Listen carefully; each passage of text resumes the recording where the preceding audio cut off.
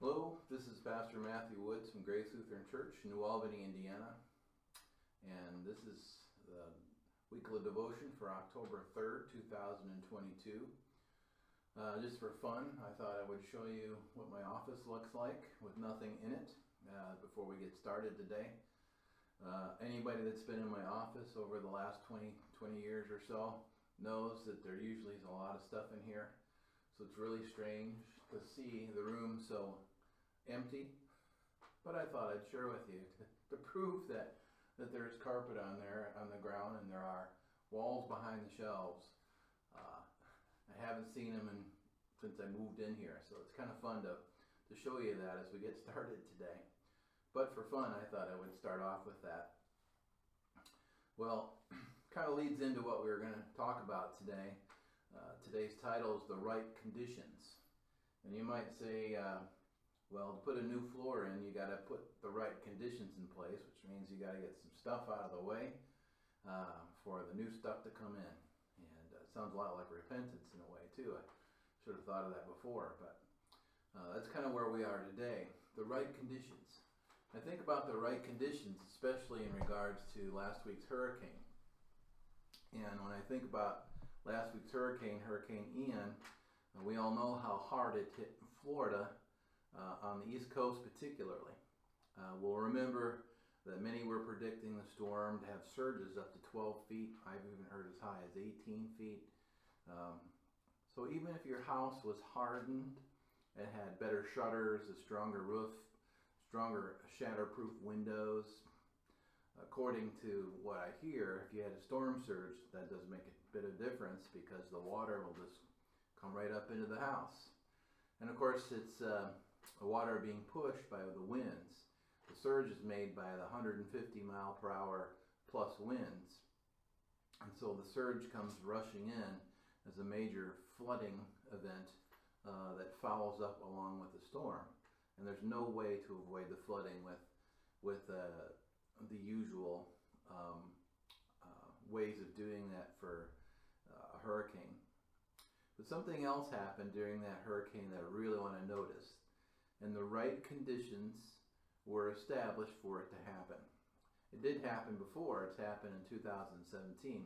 It's a thing called the reverse storm surge. You see, it turns out during a big heavy storm like this one, like Ian was, it can push water on the shore, but it also can push water away from shore. And when Hurricane Ian landed, it landed during low tide, and the bay and a lot of the bays and areas around Tampa were pushed away, so that people were actually able to get out and walk out on dry ground in the bays, which is unusual. It did it back in 2017, but all the inlets and stuff were empty. Some say 5 feet drained. Of course, low tide, some say as low as 12 feet has been drained. Either way, it's a lot of water that was moved by this storm away from the land. But the right conditions, the right circumstances took hold, and once again, the people were out walking out there.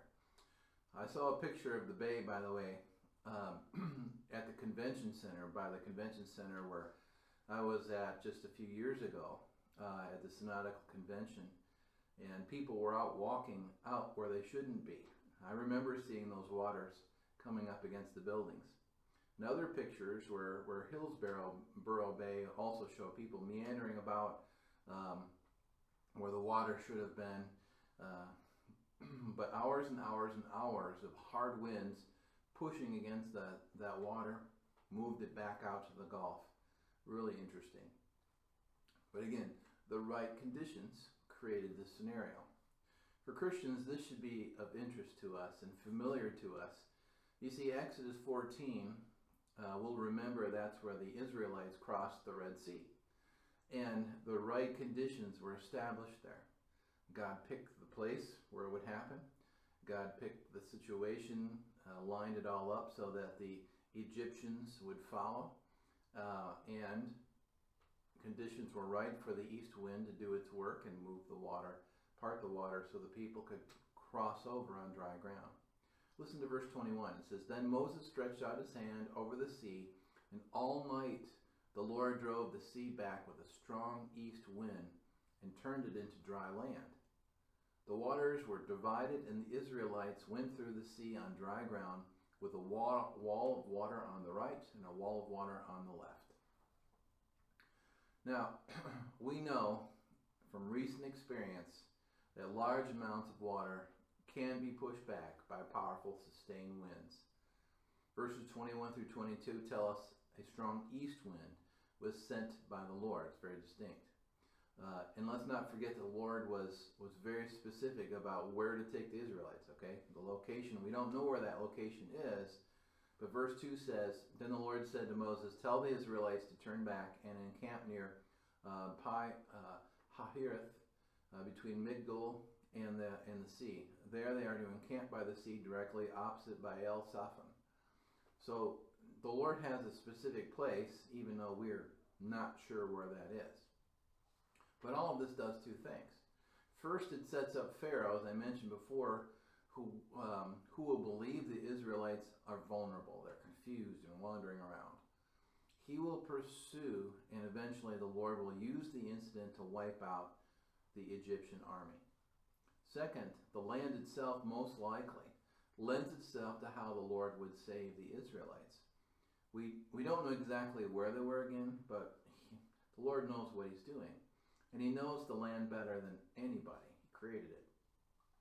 In the hands of the Creator, he uses the creation to demonstrate his salvation. And what I love about this is that the land he picks traps the Israelites against the sea, so they only have one direction to go. And the Pharaoh's army is on the other side of the presence of God, the pillar of cloud, which is protecting them all night. And so when the sea parts, the land being what it was, I don't know if that contributed to how the wind worked, but needless to say, it all came together. All the conditions were perfect, made perfect for what God was about to do. And it makes me think of Galatians 4:4, which tells us that Jesus himself came in the fullness of time. God created all the right conditions for the salvation of his people. Meaning, bottom line is, the Lord knows how to create the perfect conditions in order for you and I to be saved. So what about the walls of water? Two things here too, if you think about it. First, the walls may have been far apart, a mile, maybe 2 miles. The winds that pushed the waters away from the bay pushed them back several miles. So it's not impossible that these walls were pushed back quite a way, and maybe enough to still see them, but driven far enough back that if they were to pile up and build up steam and power and let go, they would come in like a tsunami to wipe out the Egyptian army. Such walls would be very powerful things when let loose. And so Egypt's army would be destroyed. So, and for those who are walking around in the inlets of Tampa Bay, you know, there was a lot of warnings that were out there saying, don't do it, because as soon as it lets go, it'll come in like a flood, and you might get caught out there. So the warnings that they're putting out, that the weather people put out down there, gives us an idea that the surge will come back with a force. And some predict it as high as another additional 4.5 feet of force. It'll come in as a wave. And so again, the Egyptians were destroyed by the power of that water. And we know how crushing water can be. Look what it does to houses. It moves them off their foundations and shoves neighborhoods together and houses together that shouldn't be there, and destroys marinas. And it has a lot of strength. It crushes. And so it probably crushed Pharaoh's army. And it didn't have to be super deep either. Water's very heavy. We've seen what a 12-foot surge can do here. So, on the other hand, God's people are passing through on dry ground first. And so we have this avenue of salvation from leaving, literally officially leaving Egypt and entering into the promised land, going from what you used to be to what you will be.